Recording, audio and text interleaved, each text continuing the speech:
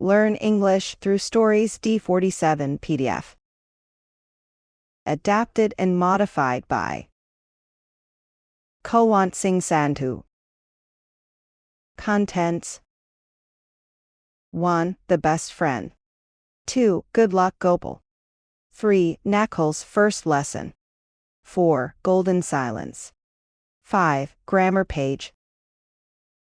1. The best friend. Keshava was a lonely washerman. His only friend was his donkey. They worked together the whole day, and often Keshava would talk to the donkey and pour out his heart to it. One day, Keshava had many clothes to wash. He was walking home with the donkey when suddenly he felt very tired.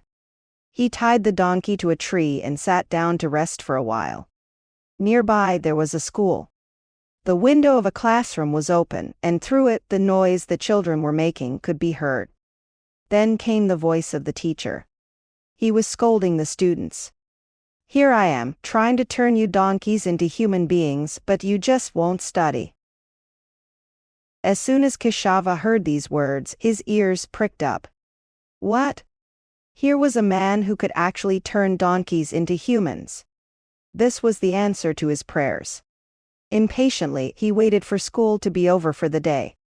Then, when all the children had gone home, and only the teacher remained behind to check some papers, Keshava entered the classroom. "What do you want, Keshava?" asked the teacher, who knew him well. Keshava scratched his head and said, "I heard what you said to the children. Please take my donkey and make him into a human being. I am very lonely, and this donkey is my only friend. If it became a human, we could have such good times together."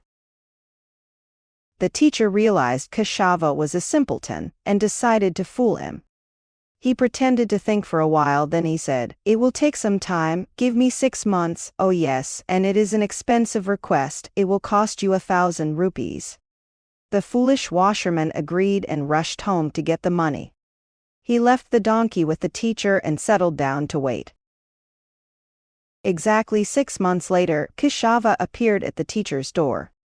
Now the teacher had been using the donkey for his own work and had found it most useful. Not wanting to give it up, he said, "Oh, your donkey became so clever that it ran away." "Where is he now?" asked Keshava. "He is the headman of the next village," said the cunning teacher and slammed his door shut. Keshava trotted off to the next village. There, the village elders were sitting under a tree, discussing some serious problems. How surprised they were when Keshava marched up to the headman, huffing and puffing, grabbed his hand and said, "How dare you? You think you are so clever that you can run away? I spent 1,000 rupees to make you a human from a donkey. Come home at once." The headman understood someone had played a trick on Keshava. "I am not your donkey," he said. "Go to the sage sitting in the forest, he will explain everything to you." Sadly, Keshava went to find the sage. He found him sitting under a tree, deep in meditation. He crept up and quickly grabbed the sage's beard. "Come back now," he shouted. "Enough of this." The startled sage stood up and somehow calmed Keshava. When he finally heard what had happened, he had a good laugh. Then he told the washerman, "The teacher made a fool of you, your donkey must be still with him. Go and take it back from him, and then try to make some real friends, who will talk with you and share your troubles with you. A donkey will never be able to do that." 2. Good luck Gopal. Gopal was a good-natured but very dull boy. His father was a learned man and despaired for his son. "You must study hard, Gopal," he would tell his son. "Without learning, you will remain a frog in the well." Poor Gopal tried very hard, but he was rather stupid and could not progress much with his studies. Some years later, his father died. By then Gopal was married and had a family to look after. But no one would give him a job, he was so silly. One day there was no food in the house, and Gopal's wife said to him, "I have heard that our king is very fond of good literature. Why don't you write him a nice poem? Perhaps he will like it and give you a reward." Gopal had no choice but to agree, and he set off to have a bath in the pond before sitting down to write his verse. At the pond he saw a pig, covered in mud, rubbing its back against a tree trunk. The pig was rubbing so hard that Gopal was afraid its skin would come off. So he said, "Don't rub so hard, it is not good for you, it will put your life in danger." Then, unable to think of anything else to write, he put down these words on a palm leaf and made his way to the palace. By the time he reached there, it was evening and the palace gates were shut. The guard refused to let him in. "Please," Gopal pleaded. "I have an important document for the king." One of the guards took pity on him and agreed to leave the palm leaf where the king would see it in the morning. Gopal handed over the palm leaf and went to rest in a dormitory. The royal guard placed the palm leaf on the king's table for him to see when he woke up. The next morning the royal barber came to trim the king's hair and was sharpening his knife against a stone while the king waited for his haircut. Just then, the king's eyes fell on the palm leaf and he read aloud what was written on it. "Don't rub so hard, it is not good for you, it will put your life in danger." The barber had been sharpening his knife because he planned to use it to kill the king. An evil minister had made him agree to take on the job. When he heard the king's words, he was scared out of his wits. The king knew his plan. He fell at the king's feet and begged for forgiveness. He also told the king about the minister and how he had made the barber agree to carry out the killing. The king got the minister arrested and threw him into prison. Then he realized the words on the palm leaf had saved his life, and he wanted to know who had written them. An astonished Gopal was dragged out of bed and presented before the king, who showered him with rewards and appointed him as the court astrologer. A few days later, the queen could not find her favorite necklace.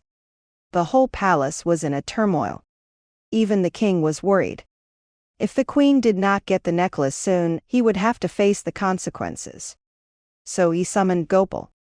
"You saved my life with your divine powers, now help us find this necklace," he commanded. Poor Gopal, he did not know what to do. Trembling, he said, "I can look at the past and predict the future only when I am alone. Please let me go to my room, I will come to you shortly with the whereabouts of the necklace." Then he rushed to his room, bolted the door, and lamented to himself loudly, cursing his wife for the situation. "O lady, your desires have doomed your husband. Because of you, your husband is in trouble, and you may be a widow soon. Your husband escaped once, but this time there is no escape for him." On the other side of the door, a maidservant heard these words and started trembling. She had stolen an earring once with the help of her husband, who was the palace gardener, and this time the two had got greedy and stolen the queen's precious necklace. Hearing Gopal's words, she thought he was talking to her and knocked on his door. As soon as he opened it, she fell at his feet and begged forgiveness. Then she told him where the necklace and the earring were kept. Gopal happily went and told this to the king, and once again everyone marveled at Gopal's divine powers.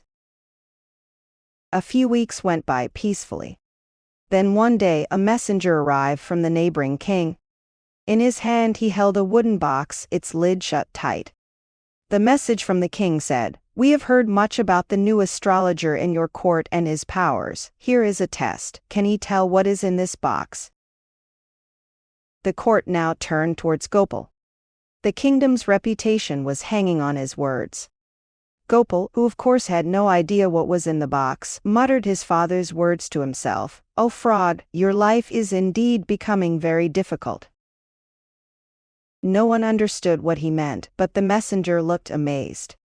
He opened the lid and out hopped a frog. By now the king was very impressed with Gopal and showered him with gold coins. But Gopal had had enough. "I was told I would be able to predict only 3 things correctly," he told the king. "I have finished making all 3 prophecies, now please let me return to my wife." Sadly, the king agreed and sent Gopal home, but not before plying him with many more gifts. Gopal and his wife lived the rest of their lives in happiness and comfort. 3. Nakul's first lesson. Bhaskar was a wealthy, worldly wise merchant. He had one son, Nakul. One day, Bhaskar fell ill and realized he was going to die. So he called Nakul to him and gave him some advice.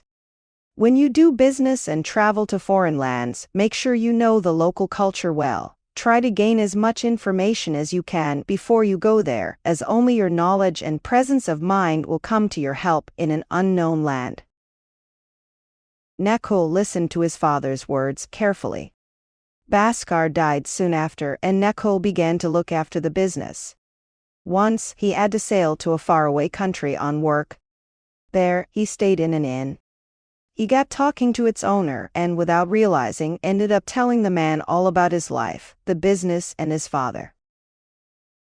Next day, he went to the market and was amazed when a one-armed man rushed up to him and said, "Your father took one of my arms as a loan. You must return it to me." Not knowing what to do, Nakul asked for a day to think about this. Then a woman came up to him and said, "Your father married me. He used to send me money every month. Now that he is dead, you must give me money." Again Nakul asked for a day's respite and walked on. He stopped at another inn and ate some breakfast. When he went to make his payment, the owner said, "I only want you to make me happy." Though he had to pay only 2 coins, Nakul gave the man 5, but still he said he was unhappy. Puzzled, Nakul walked on. A man invited him to a game of dice. Poor Nakul did not know that they were playing with a trick dice. He lost all the games. But the man who won set an unusual condition. "You must drink all the water in the sea, or else give me all the goods in your ship." Poor Nakul again said he would be back the next day with his answer.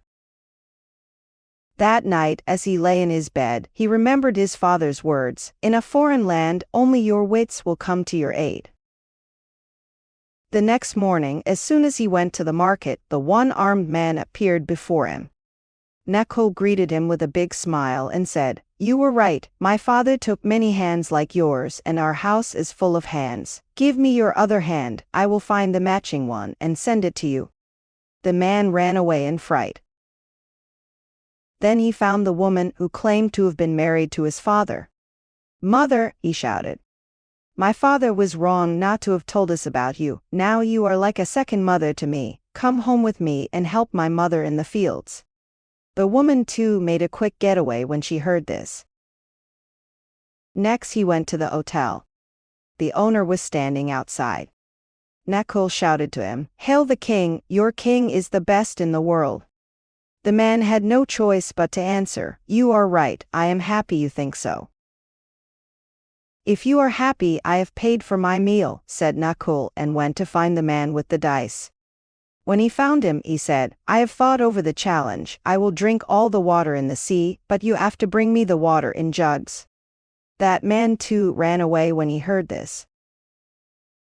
Nakul went on to do a lot of business in that country and returned home richer, in wisdom too. 4. Golden Silence.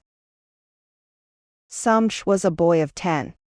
He was a chatterbox and loved to talk with anyone who had the time to listen to him.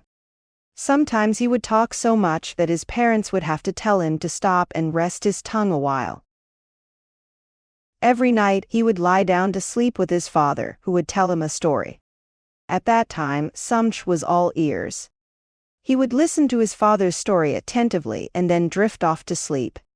One day, he listened to his father's story as usual.